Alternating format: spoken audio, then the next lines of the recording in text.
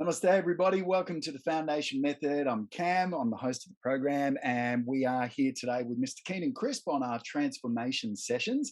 And we're going to talk to Keenan today about his transformative journey and his experiences that he's had to practice to transform and to live well. So I met Keenan nearly 6 years ago now at my yoga teacher training down in Sydney, and my earliest memory of Keenan is he was sitting on stage and he was talking about belief systems and the emotional gym balancing work. And I remember thinking, this guy's got some really interesting stuff that I want to know about. And not just a yoga teacher, not just teaching yoga asana, which is something that I was, really drawn towards, and the way he would theme a class in a very transformative way. So, the ideas that he would offer during the yoga asana gave you stuff to ruminate and think about, or to anchor onto, to set a focus so that you could get a very transformative experience in the yoga class. And that resonated a lot with me, and that was something that I hope to try and bring into my classes. So fast forward a couple of years, we started bringing him up to Brisbane to come and work in some yoga studios that I was working with up there, and got to spend a bit more time and hang out. And now he's made a bigger transformation out of full-time yoga teacher into the world of high performance coaching. And well, look, I'm not going to talk for him. I'll introduce Mr. Keenan Crisp. Give us a bit of a rundown of yourself. All right. Hello. Hi, everyone. So I'm Keenan Crisp and ready to go, just so you know. What did I say? Well, I think Cam, didn't mention the fact that prior to my whole yogaing, I was in the army. I spent 7 years as an army officer, as a paratrooper, commanded troops in East Timor. Excuse me. And I think at that time of my life, though I felt I was really living purposefully, I really felt that I was the warrior class. It's interesting to note how our purpose changes over time. And yeah, must admit there came a time in my travels, because I left the army after East Timor, actually after a year. I returned just after the 2000 New Year's Eve, and then hung around the army for another year, and then left and traveled the world. I took off for 5 years, literally 5 years off work, I worked for 6 months in Congo and 3 months in London in that 5 years. But the rest of the time I was really deeply inquiring, like, who am I? And I must admit, there was a time when I was trekking along in the Himalayas in Nepal, and I literally stopped in my tracks and I went, whoa, because I realized that I'd had a desire to fight. I mean, this day I'm like, what happened to me? I mean, typically people think of the army as brainwashed, but it's kind of like that. It's kind of like they break you down and build you up, and they train you day in and day out how to defend and how to attack and how to fight. It's kind of like training for a football game and never getting to play the game, though.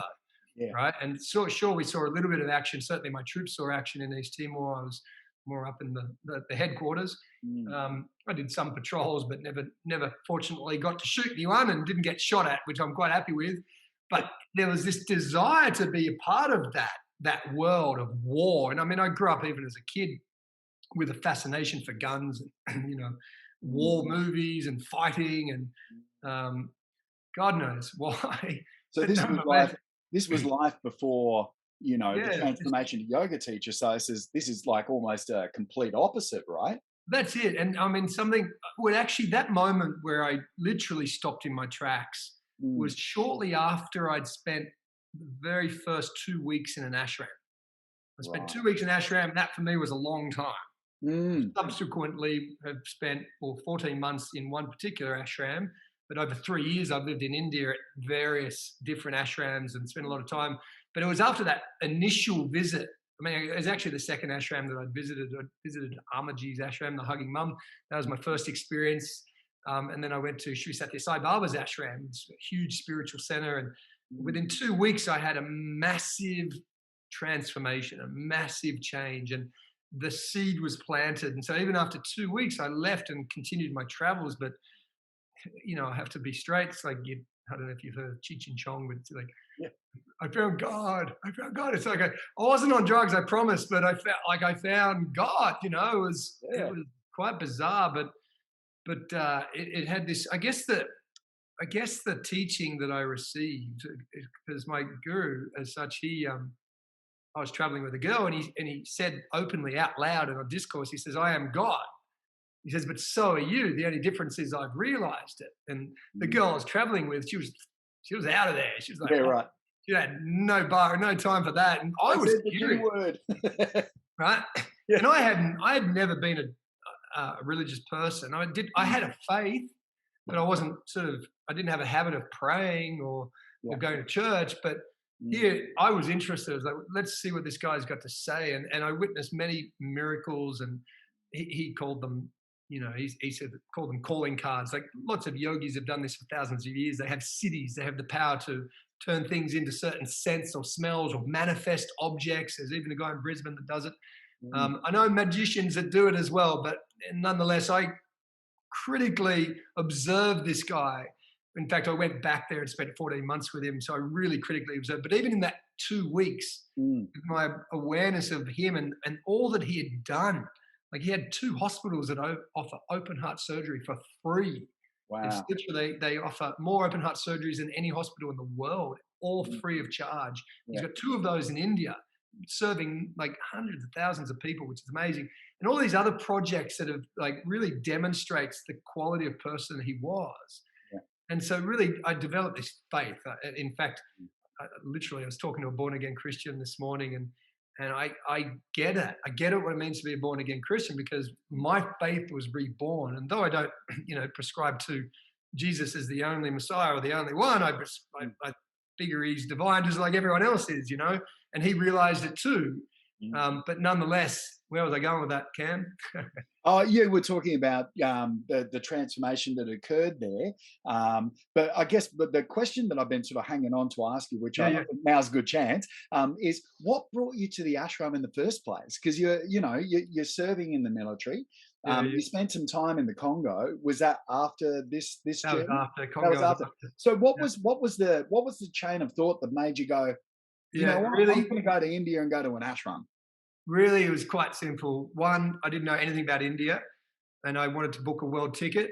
Yeah. Let's go check out India. I knew nothing about India. It's like, just let's go check it out. And I got a bit scary before I got there, because I went to Myanmar before I went to India, and I was told that's similar, and it was pretty rough. It's pretty rough living, and pretty pretty eye opening anyway. A lot of poverty, and also a lot of multimillionaires. But so that's why I went to India. But then when I got to India, I saw a photo of my guru, and I said, "Oh, who's that guy?" And someone said, "Oh, he's Sri Selfless Baba." And I went, "Oh, I'm going to go and see him." For people that don't know this guru, I remember the first time I saw an image of Sai Baba as well, and I remember somebody say, "Oh yeah, man, he's the disco guru. He's got the big afro, right?" And Yeah, I was like, he looks so cool, I know he does, like, right? Very un-Indian, doesn't look yeah, Indian, but yeah, yeah, yeah, like most Indians don't have afro, but he's yeah. a very unique character. But anyway, I saw his photo. I think I may have seen it growing up. Mm, I don't know, but I didn't recall that. I remember seeing his photo there and going, "Who is he?" And they told me. I said, "I'm just going to go see him." But then I got an email from my grandmother, who was still alive at the time, and she says, "Hey, you've been inquiring about spirituality all your life. Go and see this guy." And she wow. got this Baba, Yeah, and right. this is literally a week later, and she told me this far out story about when my mother passed away, and how he was instrumental in releasing her of her suffering and all the rest of it. Mm, Out there stuff, like mm, out there. And I just thought, like, she's getting on, she's losing the shit, she's telling me this crazy stuff. But nonetheless, that's when I went to Ama's ashram, and I met a guy who'd just come from there, and he told me crazy stuff. And then I went there, and with my own eyes and my own experience, my own heart, I witnessed crazy stuff, mm, which, we call miracles, manifestations. But, as he says, that the manifestations are but calling cards. He says the greatest manifestation is the transformation of your heart. Sorry, the greatest miracle is the transformation of your heart. yeah. And that's what happened to me. And this is where I was leading to when I went to Nepal, was that the seed had been planted Mm, around the fact that the same divine essence lives in all things. mm, And that here I was, example, when I was in Nepal, I met a dickhead. Like, he was a real dickhead. And he was giving it to me. He was like, just hassling me, getting stuck into me. And then I started giving it back like I would, like Australian cocks, like 2 cocks in a pen.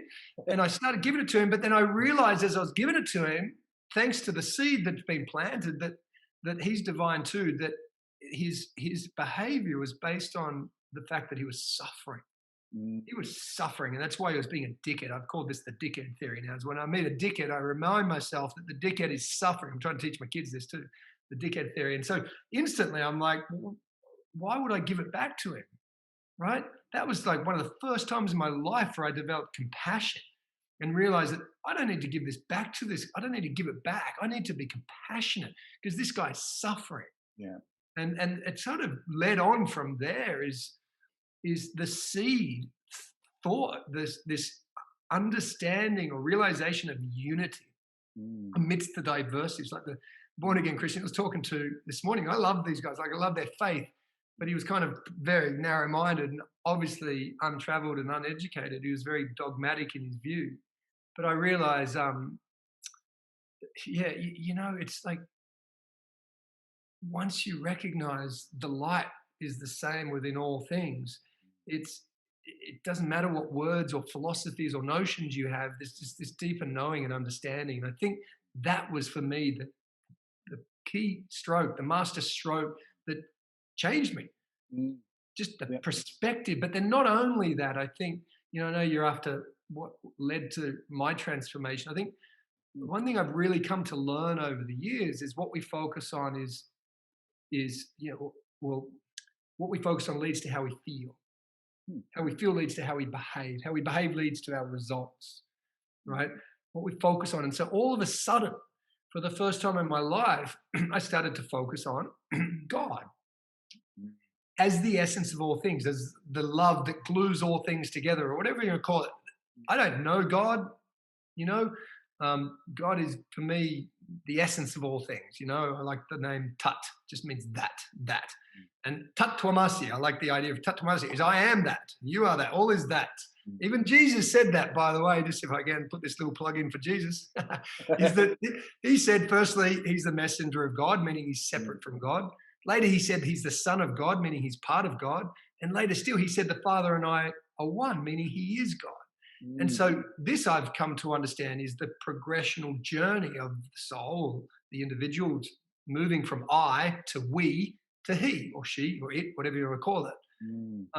And certainly that's certainly been a big part of my development, my growth. And my point I was making, though, is because I started focusing on God, all of a sudden, for the first time in my life, I started to feel better. Because prior to that, I'd had these wicked little demons on my shoulder just screaming in my ear, you're not good enough. And I wasn't conscious of it. It was whispering to me. It was like, you're not good enough, you're bad. You're not good enough, you're stupid. You're not good enough, you're undeserving. You're not good enough, you're not enough, right? And these ones still, rear their heads occasionally. But now I can catch them and it's because I'm focusing on that question, because questions leads to focus. That's the full formula is the questions we ask ourselves leads to what we focus on, which leads to how we feel, which leads to how we behave, which leads to our results. And so the question I would ask myself when I'm living in that limited version of myself is, have I done enough? And the answer to that question is always no. Never enough. It's never enough. Nothing ever I do is enough. So that's not a good question. It doesn't feel good. But rather, when I shift my focus towards who am I, how may I be of service, all of a sudden I started to feel incredibly different. I, in fact, put my hand up to volunteer for Doctors Without Borders or Médecins Sans Frontières because I was like, right, I want to serve, I want to contribute, I want to serve selflessly. So that's a good segue because at this point normally I say like you've had this epiphany and it is for you it's been a like for what you've described. Would you kind of agree that it was a defining light bulb moment that you had there in India? So like that's quite rare and it's catalytic shift I'd call it. It's amazing. It's amazing. And like I refer to that stuff as a God job. It's like, God dropped all these little sort of signposts along the way and then suddenly, led you to, go to the ashram and then go to meet Sai Baba and then you had the epiphany and then now suddenly you're on the path of service, right? And that So I guess normally I say to people, now that you've had this realization, what are the things that you practice? And you were segueing into that right now, which Yeah. is, and talk to us a bit about, the experience of going from unconscious Keenan to Mm. light bulb God moment to now walking into the service Yeah, of okay. traveling with the doctors over to the Congo. Yeah, okay. Well, the perspective was right.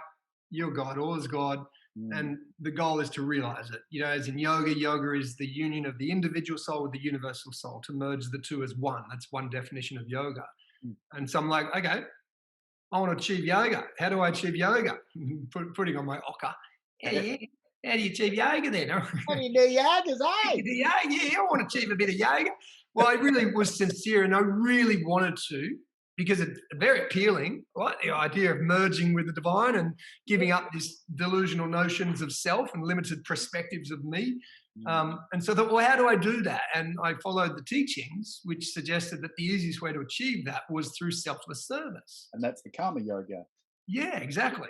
Yeah. Yep. Selfless service and no self, no problems. Like get yourself out of the way. And of course, I'm a big believer in that now. Like Gandhi says, the Mm. karma yogi works what does he say? The karma yoga never tires, basically. I can't remember his exact quote. He says the karma yogi never tires because they're working selflessly. It's not about the self. Mm. Even in the army on my hat badge, it read duty first. Duty first. So service was always a big part of my life, but now it's like, there's a reason, a selfish motive perhaps at first, because I want to achieve self-realization, Yeah. right? But it's like I think Mother Teresa was the one that says, "Serve man until you see God in all mankind." Mm. And certainly, I found that practice. In fact, the Bhagavad Gita sort of speaks about karma yoga leads to bhakti yoga, and bhakti leads to jnana. And certainly, as I practiced this selfless service, I all of a sudden felt myself becoming more devoted, more more loving, and loving towards the essence of all people and all things. I really believe goodness is in everyone, even the harshest murderer and rapist and killer. Everyone's got goodness in them. It's just their mind and their perceptions and their beliefs that have tarnished or covered up like rust on a nail that no longer can be magnetized. It's like that's what happens through people's false beliefs. So certainly that was a big motive of mine. And then I went to Congo. And for me, I mean, the main motive for them becoming yoga teacher was that we're providing fantastic medical aid and helping the people in that way. But it was like a band-aid solution. It wasn't solving the underlying issue, which was the behavior of the men in particular. So I thought, well, how best can I help the world? And I thought, well, yoga's had such an impact on me. And I don't think I realized exactly why. I thought it might have been the asana or it might have been the pranayama. But Mm. I think now when I reflect, it's purely what I was focusing on. Mm. Because of what I was focusing on, I was feeling better. And that's why yoga worked for me. And so I thought, I'm going to go and learn everything I can about yoga and I'll teach it.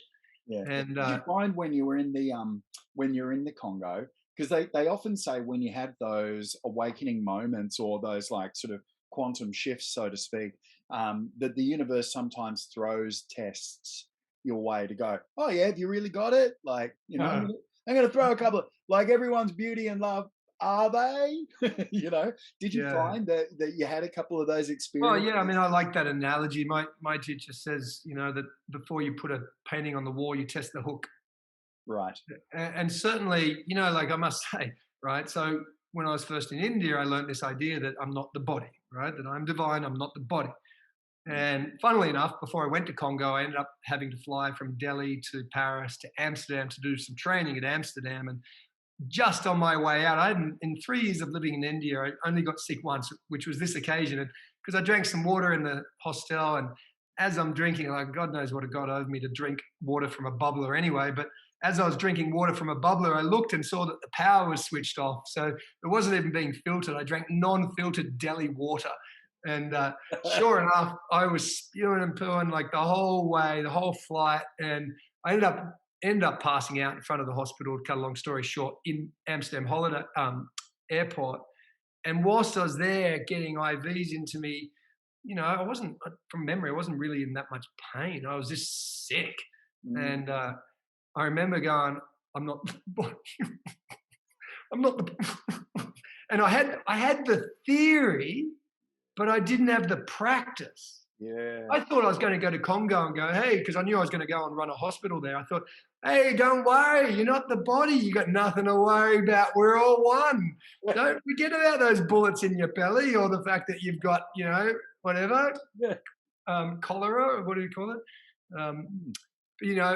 And yeah, and so But what was the I guess the because they like I often hear people talk about the journey from the head to the heart, right? It's like we have these light bulb moments and then we get, it's like, well, that's where I want to be over there. That's like I want to be living yeah. authentically like that.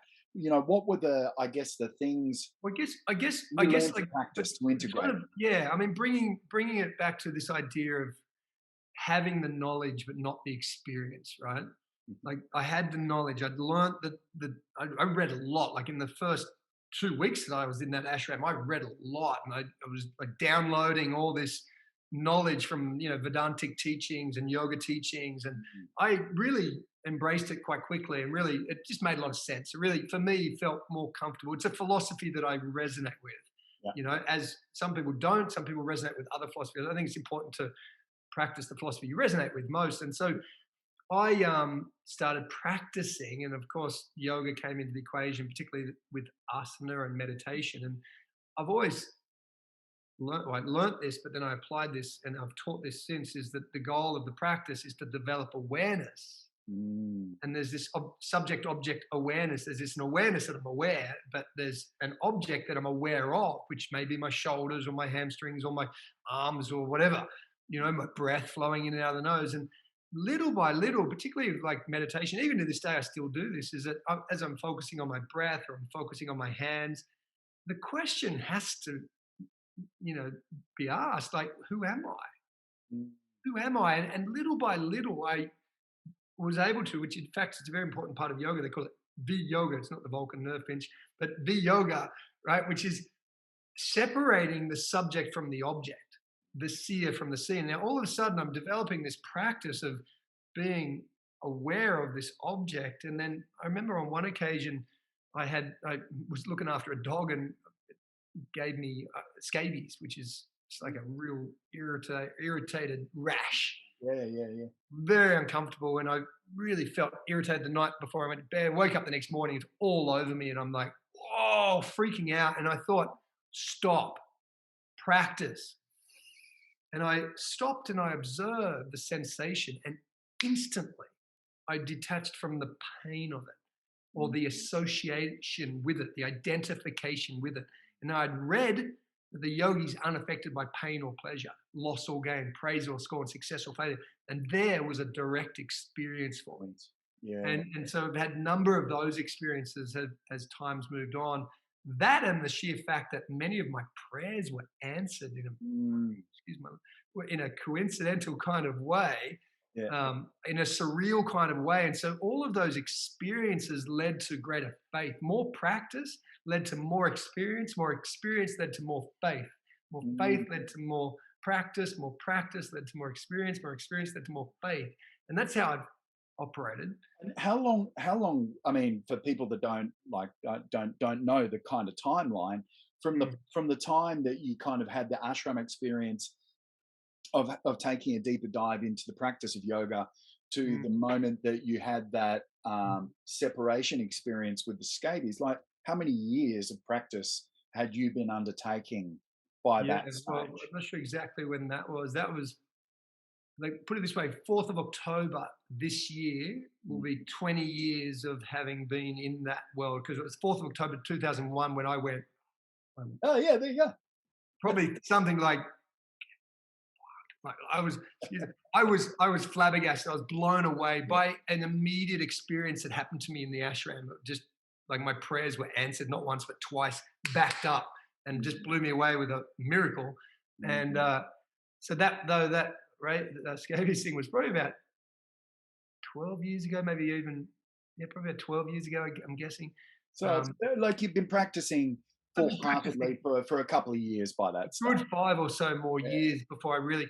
I mean, prior to that, I call it the honeymoon period because, Yes. as it's said, and I resonate with this, is if you Mm. take one step toward God, God takes 20 steps towards you. Yes. And it was the first time in my life I started stepping towards God, and all these miracles, like Mm. as a random limited experiences. Like I was in London on one occasion, lonely as all heck, and I prayed. I'm like, God, give me some company, please. I'm so lonely. I want to meet someone. I want to hang out with someone. And literally, I ran to get on this subway train. And as I jumped on the train, there's this American dude, Rick, that I'd met in Dahab in Egypt, that I'd hung out with and had beers with, and he was going to the exact same place as a sightseer as I was. Yeah. And Right. I'm like, Thank you. we got on the beers, not that I'm advocating beer drinking, but it was like God gives, God gives and gives and gives and gives and gives. In fact, I like the idea that God keeps giving. He said, God only wants one thing from you, and that's be happy. Mm. That's something I really resonate with. Is that God wants nothing else than us to be happy. And the way well, I won't get into the how, but certainly I think everyone wants to be happy. Yeah. We've got to ask how. Yeah. No, I think the interesting, because I very much resonate with, you know, like the honeymoon period that you talk about. Because I remember in big parts of my transformative journey that there was just these moments where it was just synchronicity and flow Mm. state was just it was just there, right? And it was like as I dove deeper into my practice, it was like layers of the onion would come off, and I'd have these little suffering experiences, and I like to call them. It's like as the layers of the onion fall, sometimes you shed tears with that. Like Mhm. sometimes they bring tears, but Mhm. the level of suffering, the length that it would take would decrease for me. The Mm. ability to get back to source would increase. But that was just through conviction of practice. And I so, also find though the faith, mm, like I've always said, faith is the greatest of all affirmations. What I mean by faith is faith in the belief that the universe has got your back, and that whatever happens is for the greater good of the whole. It might not happen for my good. right. Whatever happens is for the greater good of the whole, and that everything's perfect just the way it is. That's what I mean by faith. And for me, having that had enabled me to give up resistance.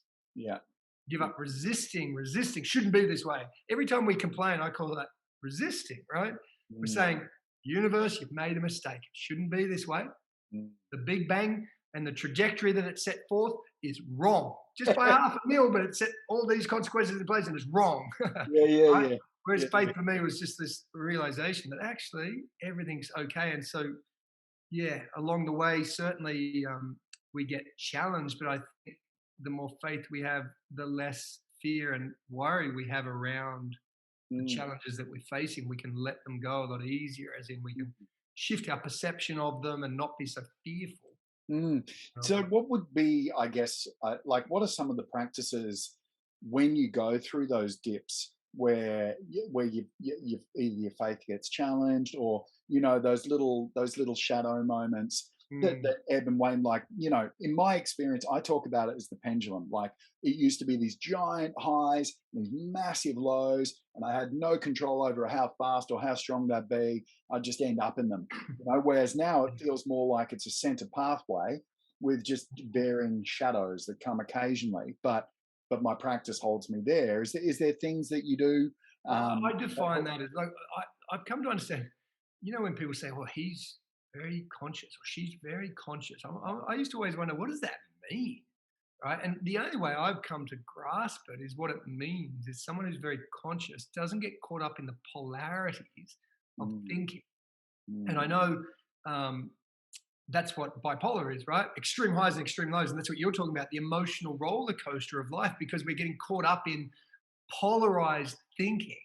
And I mm, think one of the greatest lessons I've learned, which I always come back to when I am challenged, is that, like I think Marcus Aurelius said this, he said, if you're distressed by anything external, it's not due to the thing itself, but rather to your own estimate of it. This mm, you have the power to revoke at any moment. And so mm, I realize I can change my thoughts. Hallelujah. As an example, you know, I was in the car not so long ago and I had my two kids in the back and they're like, having fun, but they're loud, like really loud in a tin box. mm, These two kids, and it's loud, and there's like, and I started to feel the tension come up, I'm like, Mm, oh. mm, And in the old days, I would have just, maybe, yeah, I would have at times, even still, I probably do at times, just like, I actually don't get angry at them, but I'll be like, can you quieten down? But I'd allow myself to get irritated. Whereas more now than ever, I'll go, what's the one positive that I've overlooked in this situation? So remember I said questions leads to focus, focus leads to feeling, feeling leads to behavior, behavior leads to results. So the question is a new uplifting question rather than why can't they shut up? Why are they making so much noise, which isn't uplifting, right? Rather, what's the one positive that I've overlooked? And that's probably one of my favorite questions to help have a state change. mm. The one positive that I've overlooked in this situation. And of course, I started to look out at the greenery and the trees, and I reminded myself that I'm on a planet that's spinning, that's like freaking amazing, and life is incredible. And all of a sudden, I had a state change, and I had a fantastic day with my kids as a result, rather than getting all bothered by their behavior and annoyed and all the rest of Yeah, it. Right? yeah. Yeah. Yeah, and that sounds like a very cognitive process that you've got there as far as being able to catch your thoughts I call where that it's surface happening level. Yeah, on that's a that surface. surface level fix. Yeah, The yeah. deeper level stuff, which similar to the work, no doubt, that you've done with John Nutting, I put that into 5 steps. And Mm, I literally follow the 5 steps from confessing what I've chosen to be triggered by, choosing a new creative response, which I think we should all be working on, regardless of whether we're triggered or not. mm, Every moment of the day, we should constantly work to create new creative response or choose new creative responses. Because mm, otherwise, and it's known scientifically, mm. we are working on autopilot. That's it. 94 to 96% of the time we're using the subconscious part of our brain, which is memory. Mm, And so it's only 2 to 4% of the time that we've got creative conscious thinking. And so for me, step 2 is my aspiration every moment of the day is do things differently. Don't do things the same. Don't respond the same. Don't react the same. Get out of bed the different side of bed. Clean your teeth with the different hand. Open the different blind first. Like keep mixing it up to stay more conscious and more alert. mm. Um, yeah. And that's actually part of the neuroscience as well, because that the neuroscience process of doing things, challenging yourself to do different things, is literally rewiring your brain to the infinite potential that it's born to have. And as is the teaching, fake it till you make it. Now, scientific understanding that if Mm, you keep just faking it, I'm happy, I'm happy, I'm happy, I'm mm, happy, even if you're fucking down and out, just keep saying it to yourself, I'm happy, I'm happy, I'm happy. mm. The theory or the science is telling us now that creates new neuro pathways in the Okay. brain that actually eventually you start to believe it. Yeah. But it's also based on this whole idea of what you focus on is what you feel. So if you focus on this belief, I'm happy, even if it's not true, or Mm, this belief that I am great, I'm a leader, I am whatever you want. Like, well, I use affirmations a lot to mm, balance the scales. When this one's pulling me down, going, you're not good enough, mm. right? It can be enough just to go, I know what's going on, reclaim my presence. Yeah, That's where I'm getting to more and more these days, where I'm yeah. just aware it's just thinking. I don't need to play the monkey mind games of balancing my beliefs. But Yeah, yeah. some days we get, like I'm sure all of you would agree, some days we get hot wired to some real core pain, Mhm. be it sadness or fear or vulnerability. And it's in those days I then use my 5 step process, which ends with emotional gym work, which you're very well aware of, to just play the monkey mind game to balance the scales, but only so as to bring me back to neutral, where ideally we can drop the beliefs and just be that creative, spontaneous self living in the moment in flow. Yeah, yeah. No, that's right, and I'm glad you talked to that stuff, because that's, that system that you've created. It's a very simple and intuitive process, like, that people can go through and have and have just a great amount of self awareness generate. And and thank you for pointing to me towards John's teaching, and it's such a blessing that he's still alive and kicking, and being able to share his wisdom as well. It's been amazing. You're Um, doing what's called foundational. What's your process called? so yeah, foundation method, and then Foundation. also doing like mentoring John's core belief work, that Yeah, very awesome. very pretty much almost And like so verbatim for yeah, and for so, his. but I think the point here is Mm, though that we use particular practices. mm. Yes, Like, yes, yes, yes. like what is it? I think it was Einstein who says if you keep doing the same thing expecting different results, Mm. that's the definition of insanity, right? So I don't focus on the habits that I don't want to do so much. Mm. They fall away when I focus on the way I want to live my life, Yeah. right? And the way I deem that is like I focus on what are the outcomes that I want to achieve. I focus on my outcomes, Mm. right? And then I'm clear on why do I want that outcome? Like that's really important to know my why. And Mm. then what actions do I need to take to achieve that? And that's the practice. There's so many practices: reading affirmations every day, doing incantations, jumping up and down, doing exercise, doing meditation, eating nutritious food, sleeping a particular hour, getting a certain amount of hours sleep, um, being intentional about our transitions. This is a huge point. I Yeah, think that if one was anyone's that used to always derail me. well, That was my yeah, Achilles heel. Like transitions, I'd so come it's spiraling. determine your transitions because Mm. it's in the transitions. Like you learn this from great champions and sportsmen, is the Mm. ones that are the best are the ones that know how to recover or rest the quickest in between Mm. rounds. And we all have transitions. So for those watching, as soon as you finish this call, or as soon as you finish watching this video, there's going to be a transition from this activity to the next. You need to determine those transitions, and in those transitions, like quick check in. How am I feeling? And then doing whatever it takes to either reclaim your presence or to balance the scales. So maybe it's breathing, maybe it's jumping up and down, maybe clapping your hands, maybe it's affirmation, or maybe it's just doing a little bit of meditation to calm the heck down. Yeah. But Yeah. determining transitions, I think, for me, is one of my most valuable teachings, but also practices of just knowing, like when I get off this call with you tonight, I'll be going back to my family. I've got to Mm. check in. How do I want to show up when I see my family? Rather than just go and then be reactive to whatever's happening in the family, I'm going to go back and be intentional about how I show up. Mm. It's actually a great practice called release, set, intention. What was that one called? It's a practice called release, set, intention. So in the transitions, which we all find, we all have, Mm. when we can recognize that this is a transition, we do a quick moment of just exhaling and then saying to yourself, release. You just exhale, release. Sometimes it's more physical for me. It's like release, release. Like I got to let go of something, right?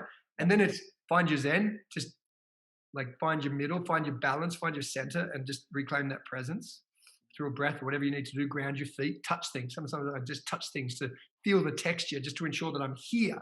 Mm. And then once I'm present, think to what's next and go, right, how do I want to show up in that next activity? And so now I'm intentional rather than reactive. I'm the cause of how I show up. It doesn't matter how they show up. I'm Mm. clear. This is how I'm going to show up. And I think that's really important, Keynes. I think that intentional decision making of like taking full responsibility for how you want to show up and how you want to present in life. That obviously took a lot of practice because there's a difference between putting on a stiff upper lip and soldiering on and turning up, because I used to do that in hospitality. That was my thing. I turn up like broken and then, hi, how are you? Ah, it's nice to see you. It's a lie. I'm faking it, right? But was Mm, there a defining moment where you realized, aha, this is working? Was there a, mm. a bit where you went, normally this Yeah. would end up like this, but Well, but it's funny. As I've soon as got you this said now. that, my memory went straight back to Brisbane, 2006. 2006. I just returned after 5 years of travel, and I was in Brisbane. Was it in Brisbane? I'm pretty certain it was in Brisbane. Um, Actually, no. My memory's faulty. It was actually I was in Japan, Yeah, and right. that was more like 2008 or something like that. Mm. Running a teacher training there, and it was in Japan that I just bought some bread from the bakery, and I was walking down the road, and I was feeling ordinary. And I thought to myself, do I need to feel ordinary? And I said, no, I can feel happy. And I don't know what happened, but all of a sudden it just switched. Mm. And I guess that was one defining moment where I realized that my thoughts alone, I really want to stress this point, right? Mm. My thoughts are alone are responsible for how I feel, Mm. nothing else. A lot of people say, oh, I feel this way because there's so much pressure at work, or Mm. I feel this way because my relationship's really not functioning, my relationship's really not working. Whenever I hear a because, my ears, like, I really listen in for people's becauses, because so many people blame the outside for how they feel. I feel fantastic. I just won $1,000. I feel fantastic. They blame the money for why they feel fantastic. Or I'm going on a holiday. The holiday makes me feel fantastic. No, the holiday doesn't make you feel fantastic. The win, the success doesn't make you feel good, right? The money, the profit, whatever, it doesn't make you feel good. It's your thoughts that make you feel good. And likewise, it's not the stress, it's not the fear, it's not the behavior that you've just performed or done or your reactions that make you feel bad. It's your thoughts. It's not the outside. It's purely our thoughts. And I think that for me has been a revolution. Realizing that it's huge. Like, I mean, here's the catchphrase, right? If you're feeling crappy, it's because you're having crappy thoughts. Yeah. Well, in recovery circles, they say stinking thinking leads to drinking. Right. And I'm like, that's, it's that whole idea. Or people say, I came here for my drinking and I stayed for my thinking. And it's a spiritual process. It connects you with your understanding of God. So like in the end of the day, it's just like, if you can befriend, like in the Bhagavad Gita, it says, if you can befriend your thoughts, it's your greatest ally. Well, yeah, I'm glad you mentioned that, because in the Gita it says your mind can be your best friend or your worst enemy, depending on how you use it. Yes, yeah. Right? And so a lot of people watching this now might think, like I get this a lot with my clients, right? It's almost like they think that they're here and they got to do all this work to get there. I've got to meditate for so many hours every week, or I've got to do all this practice, I've got to do all this exercise, I've got to make sure I eat well, I've got to make sure I sleep well. You just be conscious of your thoughts, or ideally move beyond thought. I mean, it'd be wonderful. It's not, I wish it was easy. It probably couldn't be anything easier, but we're so compulsively thinking all the time. We think that we have to think all the time. We don't have to think all the time, but your thinkings create your feelings. And so once you get that, it's not so difficult. There's not such a long road ahead. It's not hard to fix your life, right? In fact, you don't need to be fixed. Yeah, a lot of people might say there's something, like a lot of people might disagree with this, but there's nothing wrong with you. Even like, for example, like I've done stupid things in my life. Probably I won't tell you the more recent thing. Well, yeah, I was just stupid on my motorcycle and probably almost killed my wife and I. But but even I'll use that as an example, right? I did a stupid thing. I overtook a car when it was just about to turn. Like bloody idiot. But nonetheless, I'm not stupid. What I did was stupid, without a doubt. I did a stupid thing. I've done, putting paper in a plastic recycling bin is stupid, but I'm not stupid. And I think when we realize that we're not what we do and that we're not what we've done, and we break free of these identities that we place upon ourselves, which again, this is the transformational part that's really worked for me, is moving out of identities, these false beliefs. I really believed I was Keenan. I believed that I was an asshole. I believed I was an angry man. I believed that in fact, that was one of the key brushstrokes that helped me when I was first in India. I met a yogi and I'm like, I'm just so angry. He goes, are you always angry? I said, no. He said, well, stop calling yourself angry. For me, I don't know, it's so simple, but for me, it was huge. It was like, oh yeah, I'm not that. I'm not the label that my mind gives. In fact, I hate to break it to you, but every judgment that you have of yourself and everyone else is not true. Even if there's some relative truth to it, it's not true. And so, again, that's helped me, is give up the stories about everyone and everything. One of my favorite teachings by Don Miguel Luis in his book, The Voice of Knowledge, he says 2 rules to the game of life. He says, first rule, never believe yourself. Second rule, never believe anyone else. Right? And he's speaking specifically to the stories, the judgments, the concepts, the notions that we have about ourselves and everyone else. Even the spiritual teacher Eckhart Tolle, he says it like this. He says, a rose is not a rose. You're not the name given to your body at birth. That's not who you are. That's just the name given to your body at birth. That's not who you are. But we do, right? We build identities. And I had them, ex-army officer, and then yoga teacher, all these identities. And I think over the years, I've learned to break out of those identities, which is great, because now I don't need to try and be someone or something. I can just be myself, which is what people want. That Avatar movie, I See You. It's like when you see someone, it's because they're just being themselves. They're not trying to be someone. Mm, And there was a period of time, even as a yoga teacher, I had to whack up on my fridge a big note that said, don't try so hard. mm, Because I was trying, even those early days of teaching, I was still trying to prove myself that I was enough. I had to prove myself that I wasn't inferior. I had to prove myself that I wasn't stupid. And that is taxing. It's exhausting. And so mm, when we give up this need to try and prove, and that's again, this has been my journey of just giving up this need to try and be anyone or be anything, and rather just allow myself to be myself. But also it helps. So I've got the I am God as a fundamental foundational belief, but I've also created this notion in my head, which I like, which is I call it the trajectory theory, that when the Big Bang exploded, it set everything out on a trajectory. Even to this day, the planet's spinning 2,000 kilometers an hour around the sun at 70,000 kilometers an hour.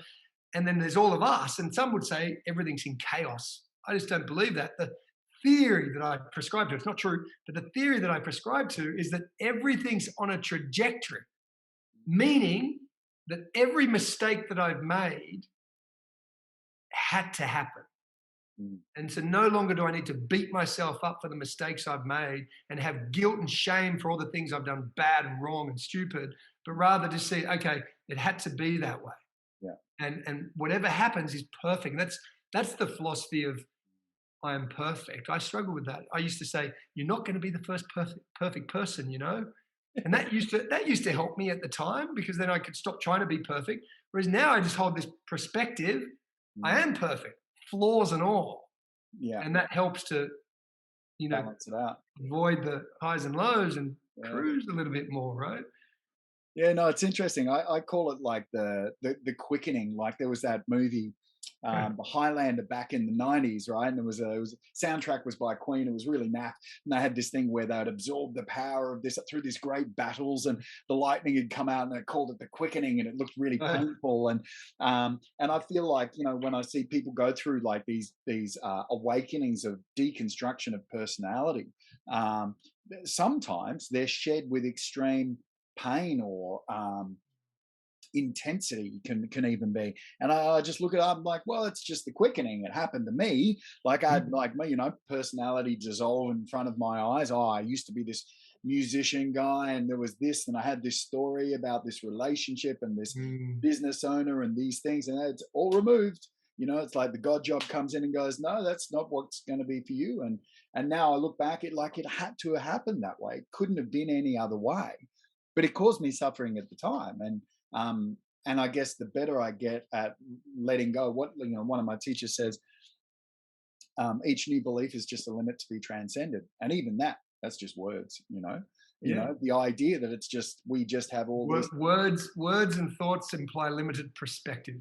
Yeah, yeah, That and at it's some it's, point it's helpful. It's helpful, I guess. It's been helpful for me to kind of go, especially with your teachings as well, to go, the thoughts is, or just to observe it and just yeah, to go, all right, that's just mind is thinking this or right. judging this or And can I mm, also bring this back to the point, though, because I don't want to scare anyone off that may be atheist or agnostic, right? Technically, I'm atheist by the philosophical system that I follow, because the philosophical system that I follow, which is Vedanta, sort of states that how can there be a God how can there be a creator when there's no creation?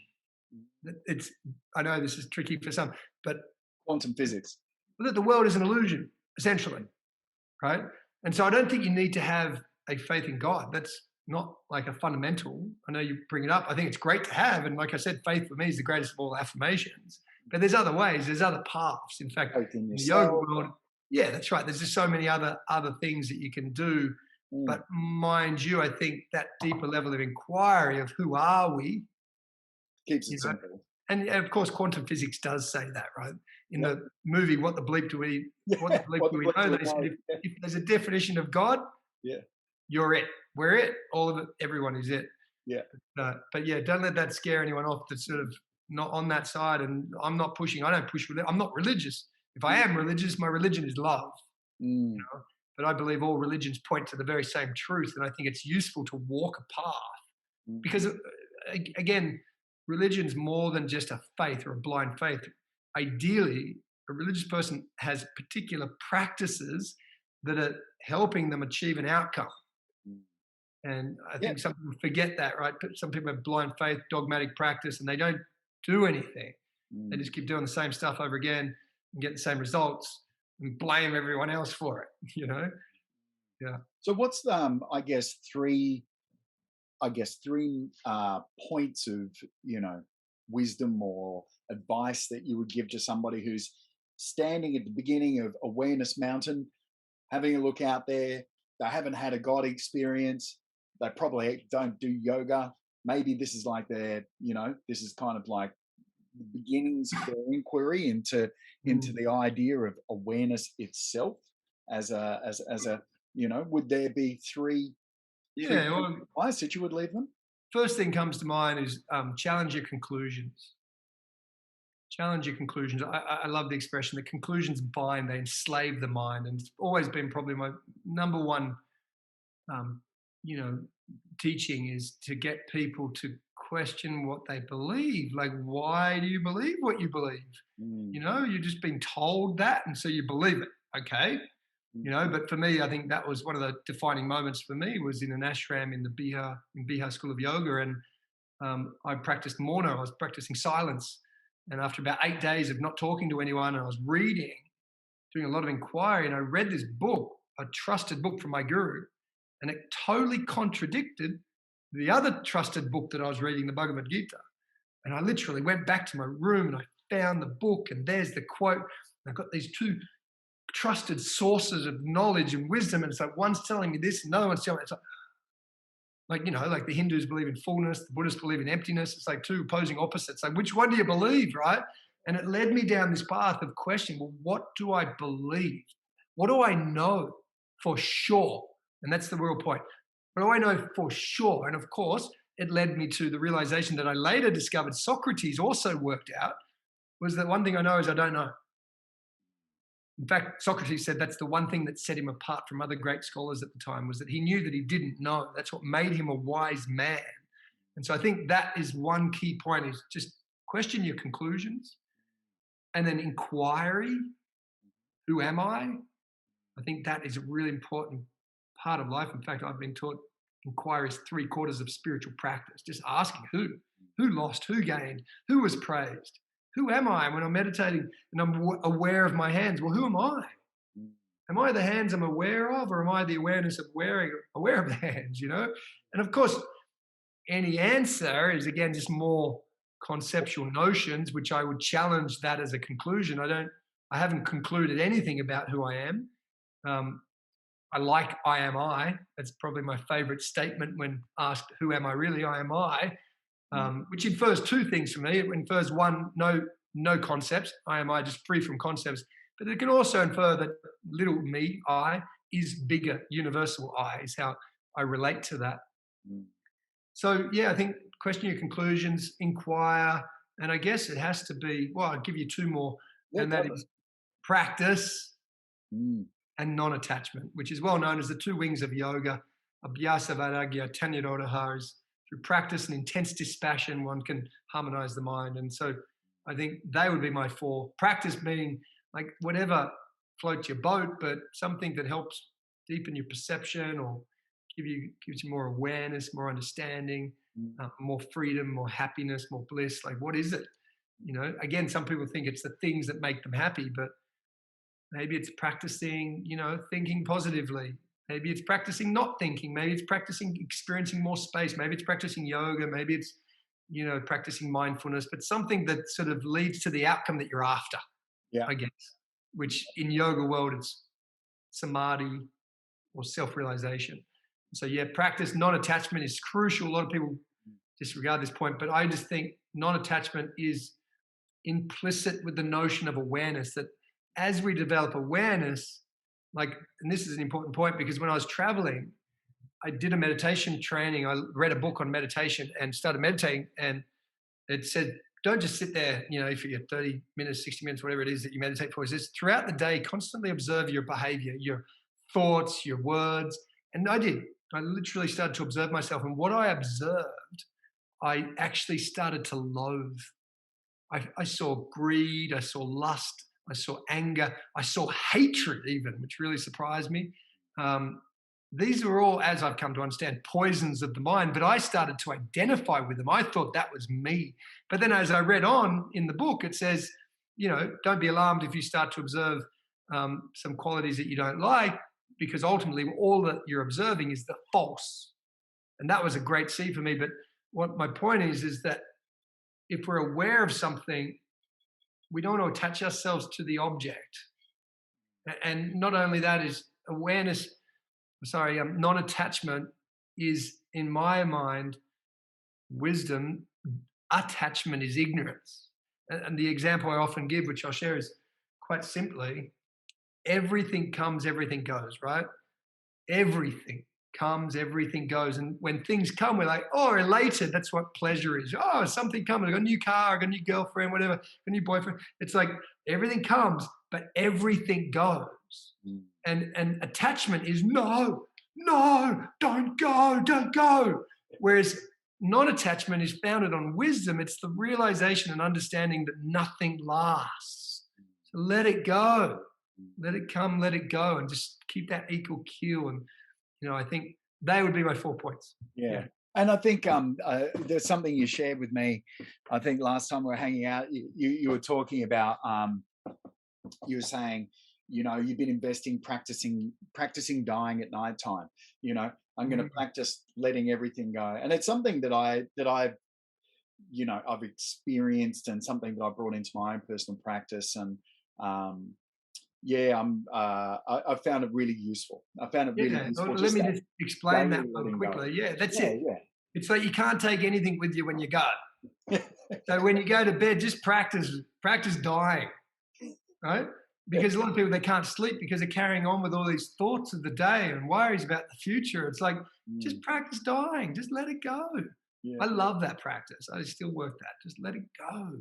Yeah. Gives the mind somewhere to go to. And then, that's really great. Or give the mind something to focus on. Like, so other times where I'm not able to let go, my mind's really busy, I will focus on God. I imagine I'm in the palm of God, and I'm like being nurtured and held by God, which is my bed, which I love my bed. It's so comfortable. And sure enough, that, again, what we focus on leads to how we feel. I feel more relaxed, leads to how we behave, and that's falling asleep. No, that's great. That's great. Thanks, Gaines. That's been amazing. And I think for other people that aren't aware of the services and the things that you offer as well, you can take them through the core belief balancing process, 5-step process that you've refined, and then you've got a whole mentoring business as well, high performance coaching to help people have some of these realizations and essentially live well. Is that a nice summary? I guess to sum up, what I would focus on is, I think a lot of people live with what I call the doing, having, being formula. They say, if I do these things, then I'll have those things, then I'll be happy, right? Whereas what I like to do is flip that formula on its head. Start with the being. Let's focus on reclaiming our presence first. I think that's fundamental, right? We're human being, and we often neglect the being because we're so obsessed with doing. And so the being is just presence. The being isn't something to achieve. It's nothing that we need to do to get it. It's just being. We're always being, no matter what we're doing. But we need to reclaim that. That's presence, right? And then I facilitate it. In fact, the number one proven process in the world based on research and data called certified high performance coaching. And it's really, it's groundbreaking. Like, it's revolutionary, but it's really focusing a lot on the doing. Yeah. So it's how to do, how to get the results that you're after, how to achieve the goals that you want and the dreams that you want, but also dives a little bit into psychology and works on the spiritual side as well. So it's a really well integrated program. But I love that. Oh, so I was just going to say, also being coached by you with your life experience and your connection with faith, and just you being the person you are, you can't help but be reminded of the pathways to being just by hanging out and chatting with you anyway. So I feel like that'd be really useful for people. Yeah, thanks, Cam. I really appreciate that. But one thing I've come to realize, because some people will say, that they can make it about the coach. It's not about the coach. It's just not about the coach. But you see, a lot of my clients, they feel great after our calls, really great. And that's why they keep coming back and they love it. But again, it comes back to, it's not because of me. it's because maybe the questions I've asked had led to what they focus on. And what they focus on leads to how they feel. And I'm just asking the questions, the questions help them to direct their focus. But anyone can do that at any time. Direct your focus consciously, live consciously, love intentionally, and serve selflessly is my favorite motto. Oh, that's great, man. Thanks for your time, Keens. That's amazing. And for anybody who enjoyed our chat today, I'm going to put some links down in the comments there, so you can chat with Keenan, or you can reach out and talk to him about doing some mentoring and stay in touch with his world. And there'll be some social media links and links to his website. And if you enjoy what you're hearing here, you can jump onto my YouTube and subscribe, or you can come through to foundationmethod.com.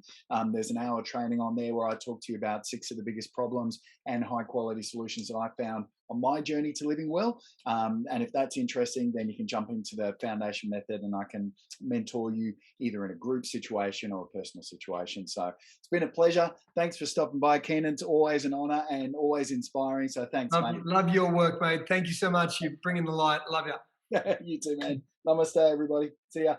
Ciao.